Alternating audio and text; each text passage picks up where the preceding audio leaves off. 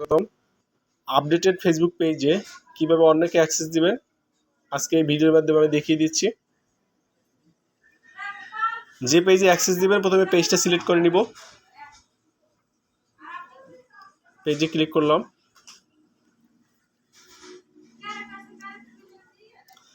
পেজটা কিন্তু যখন আপনি ক্লিক করবেন তখন সুইচ হয়ে যাবে, প্রফেশনাল মোডে চলে যাবে। এখান থেকে প্রফেশনাল ড্যাশবোর্ডের যে আইকন আছে সেখানে ক্লিক করব।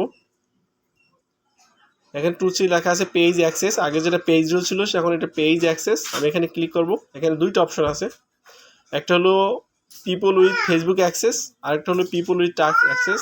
যদি আপনি ফেসবুক অ্যাক্সেস প্রথমটি দিয়ে থাকেন তাহলে সে কিন্তু সুইচ করতে পারবে প্রোফাইল মোড, পেজ মোড। এবং আপনি যদি পিপল উইথ টাস্ক অ্যাক্সেস এটা যদি সিলেক্ট করে থাকেন তাহলে সে কিন্তু সুইচ করতে পারবে না, বাট স্পেসিফিক টাস্ক সেটা কিন্তু সে ম্যানেজ করতে পারবে। আমি দেখিয়ে দিচ্ছি। নেক্সটে ক্লিক করব।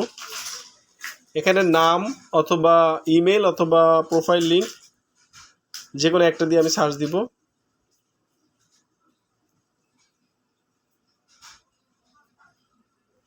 দেখে আসে কিনা। আপনি যদি ফ্রেন্ড লিস্টে থাকে তাহলে কিন্তু যখন আপনি নাম দিয়ে সার্চ দিবেন তাহলে কিন্তু চলে আসবে।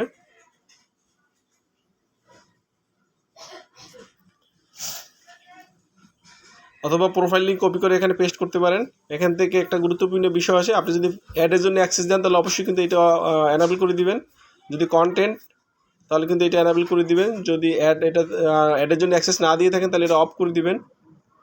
এবং এখান থেকে গিভ অ্যাক্সেসে ক্লিক করবেন। গিভ অ্যাক্সেসে ক্লিক করার পরে প্রোফাইল পাসওয়ার্ড, অর্থাৎ এখানে আপনার ফেসবুক যে পাসওয়ার্ড আছে সেই পাসওয়ার্ডটা এখানে টাইপ করে কনফার্ম দিবেন। কনফার্ম দিলে আপনি যাকে ইনভাইট করেছেন তার কাছে একটা নোটিফিকেশন চলে যাবে এবং সেখান থেকে কিন্তু সে অ্যাকসেপ্ট করতে পারবে। ধন্যবাদ সবাইকে। এখানে আমি আরেকটা জিনিস দেখিয়ে দিই, যারা এই আইকনটা পাবেন না তারা এখানেও ক্লিক করতে পারেন। এখানটা পেজ